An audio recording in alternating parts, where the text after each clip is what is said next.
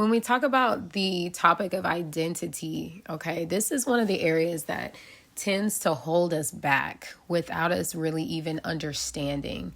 Okay, identity is so crucial when it comes to fulfilling your life's purpose, to pursuing destiny, to being successful in where you want to go in life, right?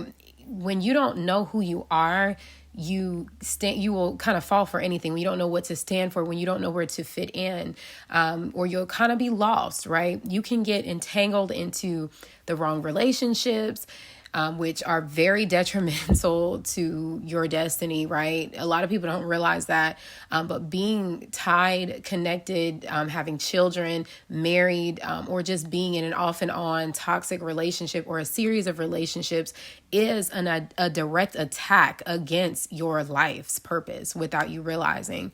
And that can come from, not having a solid identity or knowing who you are, right? You can go through like an identity crisis where you're dabbling in different things. You're, engaging in other spiritual practices. You're serving other gods. You're going after, spirituality because you don't really understand what it's like to be a Christian, or, you have some holes in your heart from, some church hurt, or, your parents or something. There's some type of maybe hypocrisy where you feel it kind of led you away from the faith and had you straying and working, other things that, took you down this rabbit hole of losing your identity. You could, be drawn by a lot of life circumstances. Maybe you've had to move around a lot growing up, and that caused you to kind of fit the mold of other people, right? You've, wanted to have friends and fit in.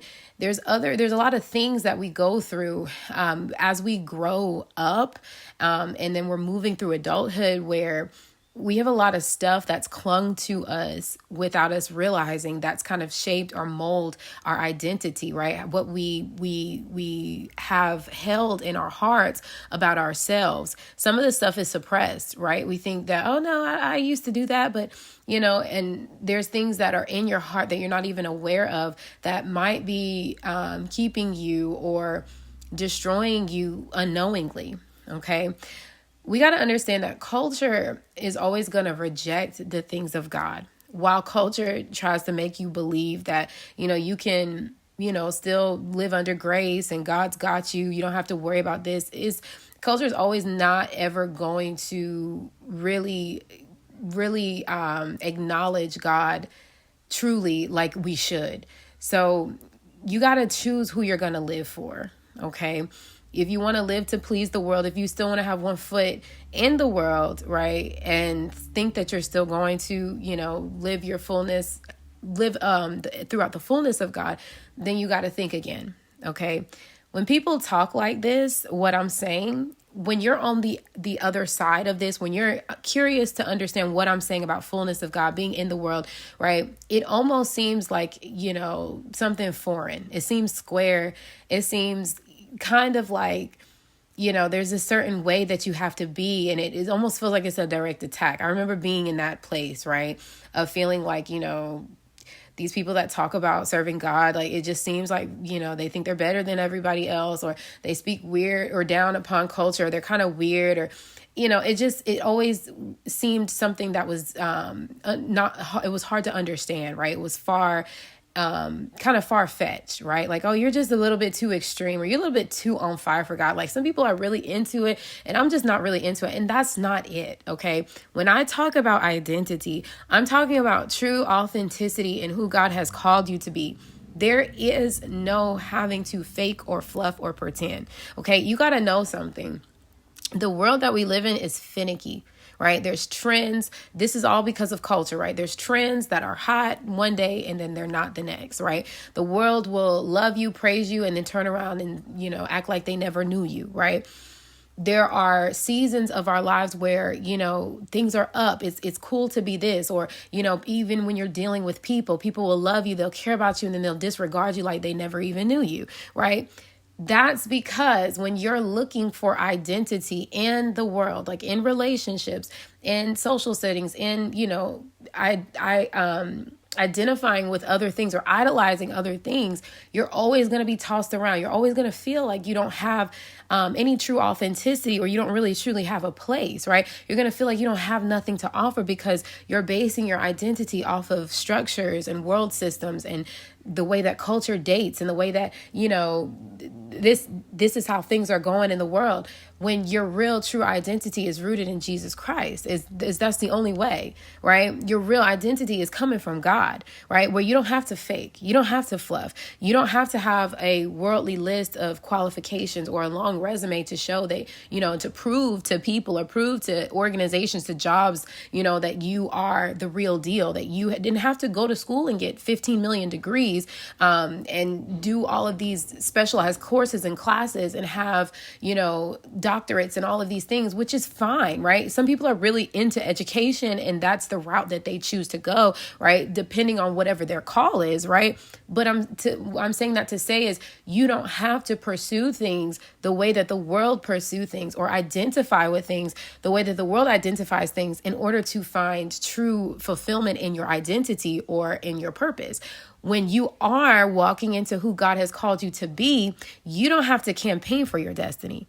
What does that mean? Whatever God has called you to career-wise, right? As far as your job, as far as what people refer to as your assignment, you've already been qualified for it, right? All you have to do is step into it, right? When it comes to a relationship, you do not have to petition, ladies, for a man to be by your side, for a man to marry you. You do not have to prove to him that God has called you to be a wife. You do not have to cook him 5 meals a day and this, that, and the third, and bust your hip and, sell yourself as this wife and show him no. When God connects you with the person that God has for you, an ordained spouse, like that person is going to ID you as such. You're not going to have to work so hard in a relationship that was never meant for you.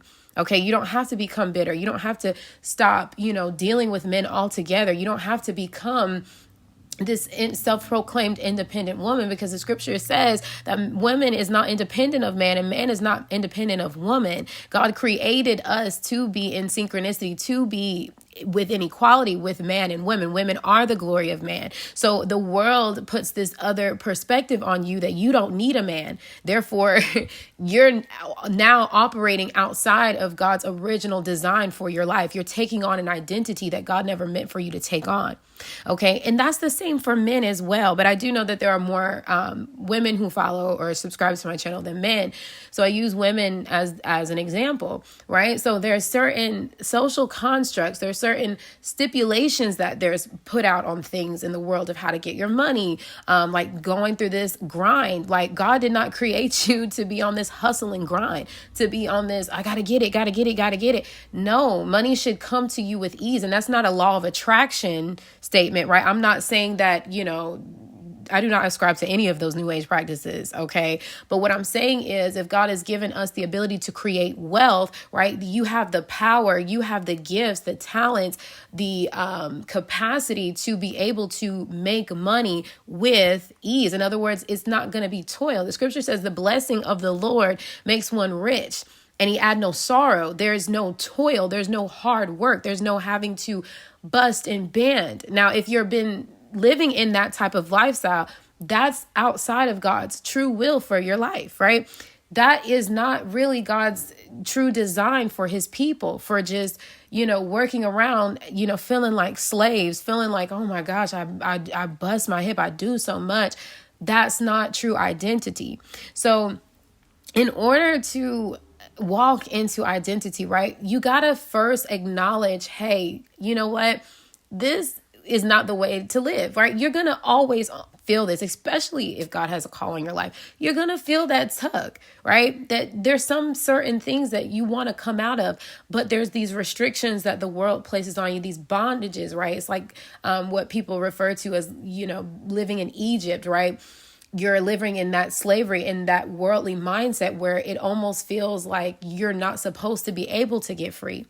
the more that you surrender your ways and your will to God. And this can be, as a start, this could be, say, your job or your relationship, right? Start fine tuning areas of your life and surrendering it over to God, right? Ask God to fulfill this area of your life, and He will start to prepare you. He'll start to mold you. He'll start to turn you in that direction, right? To where now you'll start to see your true identity show up here, right? Versus how you've been getting it and getting by in over there, right? So those are some things when we talk about identity that you can kind of begin to wrap your mind around, right? You can start to think about some areas in your life. This could be over a series of years where you've worked at jobs, you've changed things about yourself, and only you truly know this, right? We all truly know, this really wasn't me. I haven't really been living up to my potential. I've been dealing with this toxic relationship for years. I need to get up out of this. I can't keep going from these jobs that really are not, showcasing my talents. I know God has called me to do X, Y, Z, but you feel like you're afraid. You feel like you need permission. Listen, God has given you the permission, right? God has authorized you to do whatever He's called you to do, to be and operate in the identity that He has given you. Okay. So I hope this message encourage anybody. And I do have a link in my bio. If anybody wants to set up a one-on-one call with me, go ahead and click the link on my bio. I also have other links as well for specific prayers that are tailored. And you can also, if there's a specific area of your life where you need prayer, there's a link as well that you can schedule a appointment where we can set that up. But I will see you guys in my next video.